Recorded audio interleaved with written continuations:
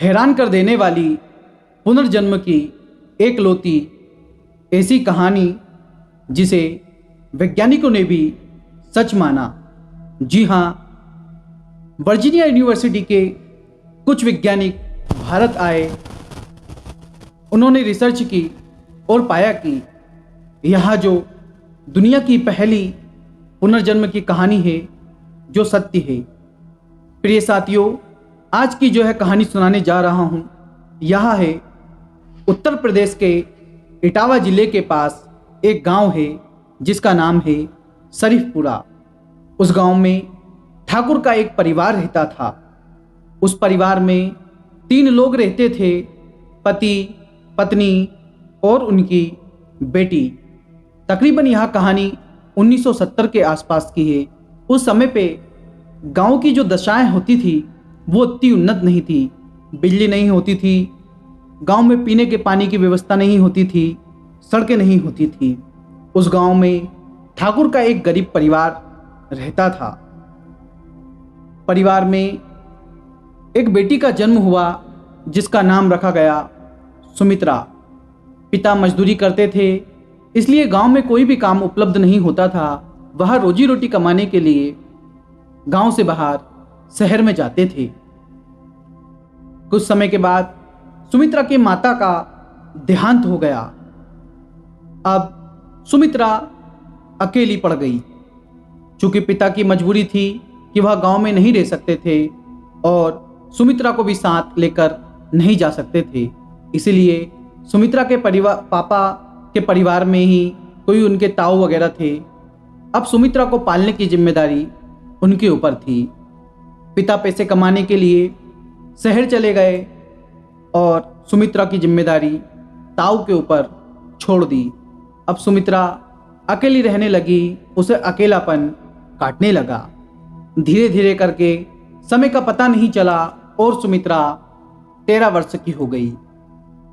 अब 13 वर्ष हो जाने के बाद सुमित्रा का विवाह पास के ही गांव में किसी जगदीश नामक युवक से कर दिया गया। सुमित्रा का पति उसे बहुत प्यार करता था, लेकिन था तो वो भी गरीब, इसलिए उसे भी पैसा कमाने के लिए बाहर जाना पड़ता था। अब सुमित्रा फिर से वही अकेले रहने लगी। हालांकि उसके सास ससुर सुमित्रा के साथ रहते थे, लेकिन सुमित्रा उनसे इतनी घुली मिली नहीं थी। शादी के 5 साल बीत गए और सुमित्रा के घर बेटा हुआ। जैसे ही बेटा हुआ, सुमित्रा के जीवन में खुशियों की लहर दौड़ गई। उसे लगा कि बचपन से लेकर आज तक मैं दुखी रही हूँ, आज जाके मुझे अपने जीवन का सबसे बड़ा उपहार मिला है। वह अपने बेटे को बहुत ही प्यार करती थी। जब भी वह काम करती थी तब भी वह अपने बेटे को साथ में रखती थी। सुमित्रा अपने बेटे को पाकर बहुत खुश थी। धीरे धीरे करके सुमित्रा का बेटा 5 महीने का हो गया। साथियों, गांव में पानी की व्यवस्था नहीं थी। पीने के पानी के लिए गांव का एक कुआं था, उसी कुएं के ऊपर बहुत भीड़ लगती थी। करीब अप्रैल 1985 की एक शाम को सुमित्रा कुएं पर पानी भरने के लिए गई। सुमित्रा के एक हाथ में पानी का बर्तन था, दूसरे हाथ में सुमित्रा का बेटा था। जैसे ही सुमित्रा ने पानी भरा और पानी भर के वह जाने लगी, अचानक सुमित्रा स्टेचू की तरह बन गई। उसका एक हाथ आसमान की ओर, उंगलियां पीछे की ओर, जो आंख के दीदे हैं ये घूमने लगे और सुमित्रा दांत पीसने लगी, जोर जोर से दांत किटकिटाने लगी। आसपास महिला देखकर सुमित्रा के पास आई और चिल्ला चोट होने लगी। सुमित्रा कुछ नहीं बोल रही थी, सिर्फ आंख के दीदे घुमा रही थी। एक हाथ ऊपर की तरफ, एक हाथ से अपने बेटे को पकड़ा। पानी का जो बर्तन था वो नीचे गिर गया, दांत किटकिटाने लगी। ऐसा क्रम लगभग 5 मिनट तक चला। 5 मिनट के बाद सुमित्रा को होश आया और वह देखती है कि उसके आसपास बहुत सारी भीड़ है। सुमित्रा पूछती है कि मुझे क्या हुआ और यहाँ पर क्या हुआ। आसपास की महिला बोलती है कुछ नहीं हुआ। सुमित्रा अपने बेटे को देखती है कि वह रो रहा है, उसे चुप कराती है। पुनः अपना पानी का बर्तन उठाकर कुएं पर जाती है, पानी भरती है और घर आती है।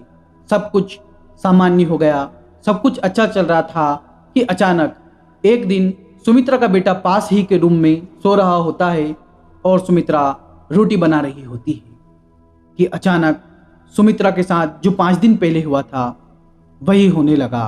सुमित्रा के दोनों हाथ, चूंकि अब बेटा नहीं था, दोनों हाथ आसमान की तरफ चले गए और दांत किटकिटाने लगी। जब यह आवाज उसकी सास को, जो पास ही के रूम में थी, सुनाई दी तो वह दौड़ लगा के आई और सुमित्रा के पास आकर उन्होंने देखा कि सुमित्रा के दोनों हाथ ऊपर की तरफ हैं और सुमित्रा दांत किटकिटा रही है। सास घबरा गई और ससुर को बुलाया। आसपास के लोग इकट्ठा हुए। साथियों, लगभग 10 मिनट तक सुमित्रा की ऐसी ही स्थिति रही।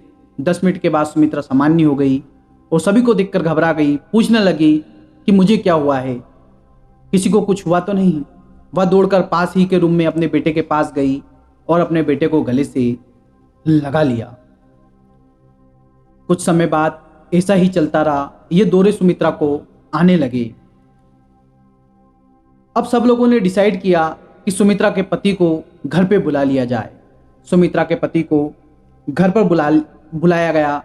घर पे आने के बाद सब कुछ सामान्य था, लेकिन कुछ दिनों के बाद पति ने भी देखा कि सुमित्रा के साथ वही हो रहा है। दोनों हाथ ऊपर की तरफ, दांत किटकिटा रही है और कुछ भी नहीं बोल रही है। जब सुमित्रा को ये सारी घटना बताई तो सुमित्रा ने, जो कि अपने बेटे से बहुत प्यार करती थी, उससे दूरियां बना ली। जब उससे दूरियां बना ली तो सुमित्रा को उससे दूरियां बनाना अच्छा नहीं लगता था, लेकिन क्या करे, मजबूरी थी।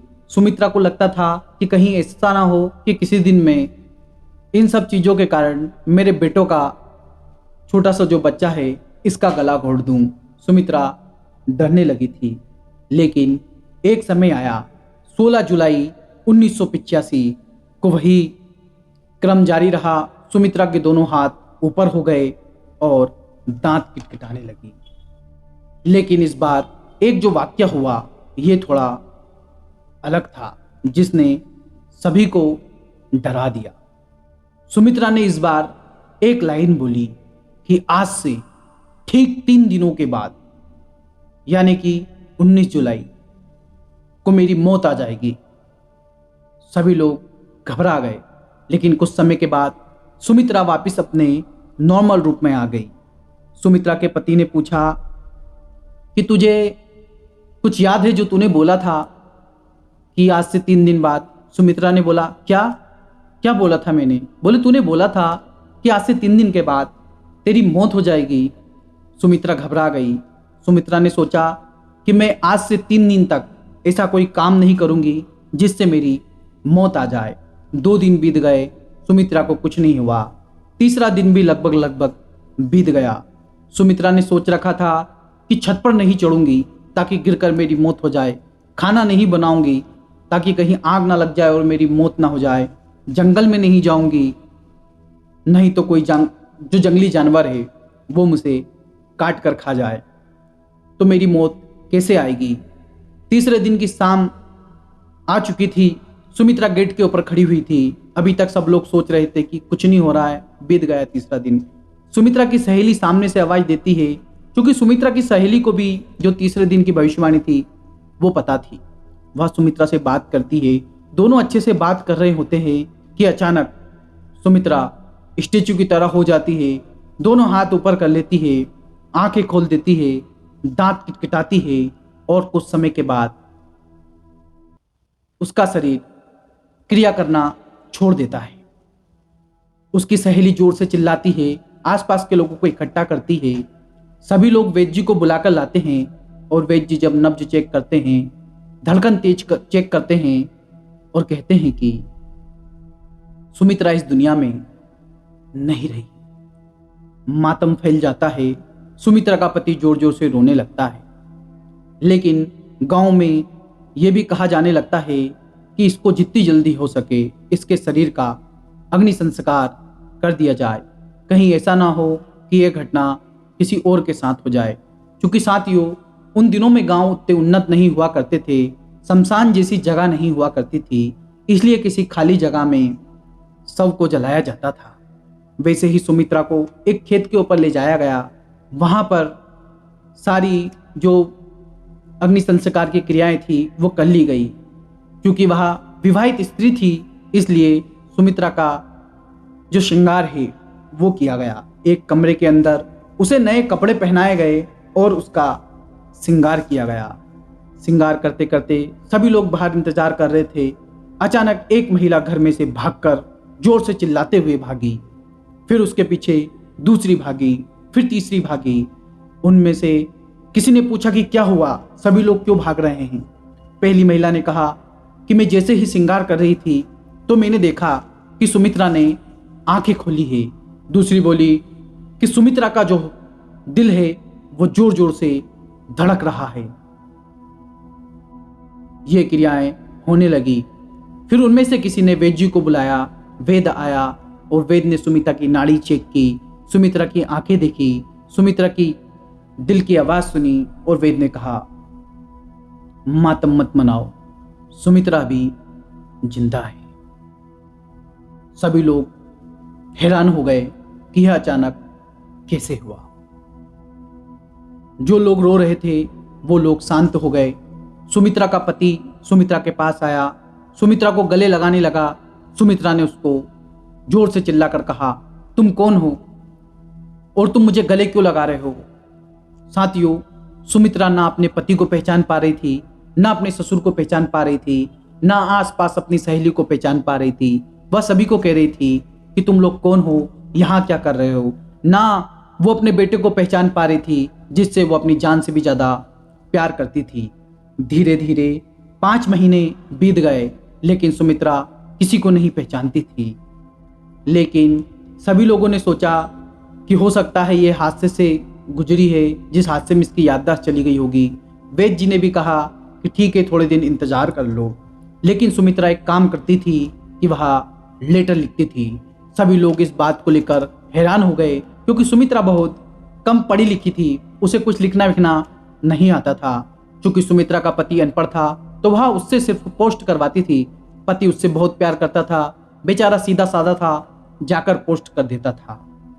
कि अचानक 20 अक्टूबर 1985 को 3 महीने बीत जाने के बाद एक व्यक्ति सुमित्रा के घर के बाहर आता है, दरवाजा खटखटाता है। वह गांव में पूछता है कि यहाँ पर कोई ऐसी स्त्री है जिसकी याददाश्त बार बार चली जाती है, जो अजीबोगरीब हरकतें करती है। सुमित्रा का पति घर से बाहर निकलता है और कहता है कि जी हाँ बोलिए, लेकिन आप कौन हैं। वह व्यक्ति अपना नाम बताता है कि मेरा नाम रामसिया त्रिपाठी है और मैं डिबियापुर इटावा से आया हूँ। मैं कॉलेज में लेक्चरर हूँ। यह बात सुनकर सुमित्रा जैसे ही आवाज सुनती है वह घर से बाहर भागकर आती है और रामसिया त्रिपाठी को गले लगा लेती है।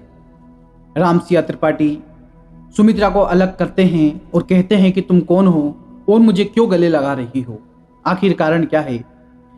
रामसिया त्रिपाठी को गले लगाकर सुमित्रा बोलती है कि पापा मैं आपकी बेटी हूँ। रामसिया त्रिपाठी कहते हैं कि मेरी कोई ऐसी बेटी नहीं है। वह कहती है कि पापा मैं शिवा त्रिपाठी हूँ, आपकी बेटी हूँ। रामसिया त्रिपाठी को कुछ मांजरा समझ में नहीं आता है। वो कहते हैं कि मैं कैसे मान लूँ कि तुम मेरी बेटी हो। वह अपनी हैंड राइटिंग दिखाती है और कहती है पापा ये देख लो, मैं ही आपको लेटर लिख रही थी। रामसिया त्रिपाठी साथ में एक ब्रीफकेस लाते हैं। उस ब्रीफकेस के अंदर एक एल्बम होता है। वो कहते हैं ठीक है तुम मेरी बेटी हो तो अभी चेक कर लेते हैं। वह शिवा को एल्बम दिखाते हैं। कुछ 10 से 15 फोटो रहे होंगे जिसमें से वह एक फोटो पर कहती है कि ये जो है ये मेरी माँ है, ये जो दोनों हैं ये मेरे बेटे हैं टिंकू टिंकू, और ये जो व्यक्ति है जिसका नाम है छेदीलाल, यह मेरा पति है। साथ ही एक लड़की का फोटो देखकर वह कहती है और रोने लगती है। उसके पिताजी बोलते हैं कि बेटा तूने सबको तो सही सही पहचाना, ये कौन है। तो वह दुखी मन से रोते हुए कहती है कि ये मेरी ननंद है पापा, और इसी ने तो मेरे सिर के ऊपर पत्थर मारा था जिसके कारण मेरी मौत हो गई थी। अब सुमित्रा के ससुराल वाले यह कहानी सुनकर कंफ्यूज हो जाते हैं। उन्हें कुछ समझ ही नहीं आ रहा था कि ये हो क्या रहा है। सुमित्रा कौन है, शिवा कौन है, ये क्या चल रहा है। राम सिया त्रिपाठी सारी कहानी बताते हैं। वो बताते हैं कि 24 अक्टूबर 1962 को मेरे घर में मेरी बेटी शिवा का जन्म हुआ था, जिसको मैंने ग्रेजुएशन करवाया था, और उसकी शादी मैंने 1980 में जब वह 18 साल की हो गई तो छेदीलाल के साथ कर दी थी। 5 साल के बाद उसको 2 बेटे हुए थे, जिनका नाम था रिंकू टिंकू। लेकिन उसका शादी शुदा जो जीवन था वो अच्छा नहीं चलता था। उसकी 2 वजह थी। एक तो जो मेरी बेटी शिवा थी, ये उस परिवार में सबसे ज़्यादा पढ़ी लिखी थी, और दूसरा मैं लेक्चरर हूँ, तो वो लोग हमेशा दहेज की मांग करते थे। अचानक 18 जुलाई 1985 को यानी कि सुमित्रा की मौत के एक दिन पहले शिवा के पड़ोस के अंकल आते हैं और कहते हैं कि शिवा ने सुसाइड कर लिया है, और शिवा का शव दोनों पटरियों के बीच में पड़ा हुआ है। वहां पर जाते हैं तो देखते हैं कि शिवा का शव वहीं पर पड़ा हुआ है, लेकिन शरीर के ऊपर कोई भी निशान नहीं है। शिवा सिर के ऊपर एक चोट है। उसके पिता राम सिया त्रिपाठी आते हैं, वो बाहर थे। इसके पहले ही शिवा का संस्कार कर दिया जाता है और इसे सुसाइड का मामला बता दिया जाता है। लेकिन बाद में जांच होती है तो सास ननंद तो भाग जाती है, लेकिन उसके पति और ससुर को गिरफ्तार किया जाता है। कोई सबूत उपलब्ध ना हो पाने के कारण उन दोनों को बाई जमानत दे दी जाती है। इसके बाद जब यह मामला सोशल मीडिया में आता है तो वर्जीनिया यूनिवर्सिटी के कुछ साइंटिस्ट आते हैं और इस मामले की जांच करते हैं। गांव के लोगों के इंटरव्यू लेते हैं, शिवा के फोटो देखते हैं, हैंड राइटिंग मैच करते हैं, सभी तथ्यों की अच्छे से जांच करते हैं और पाते हैं कि यह विश्व का पहला पुनर्जन्म का ऐसा मामला है जिसमें यह सच है कि जो सुमित्रा का पुनर्जन्म हुआ है वो शिवा के रूप में हुआ है। अब जो शिवा थी वह सुमित्रा के पति के साथ रहने लगती है। वह अपने दोनों बेटों को भी साथ में ले आती है, और जो सुमित्रा का बेटा था उसके साथ भी वह साथ रख लेती है। खुशी खुशी रहने लगते हैं। और इसके बाद कुछ 1998 के आसपास सुमित्रा की किसी बीमारी के चलते मौत हो जाती है, और 2 साल बाद उसके पति की भी मौत हो जाती है। तो साथियों, यह थी आज की पुनर्जन्म की एक ऐसी कहानी जिसको साइंटिस्टों ने भी प्रूफ किया है। आशा करता हूँ यह कहानी आपको पसंद आई होगी। जय हिंद, जय भारत।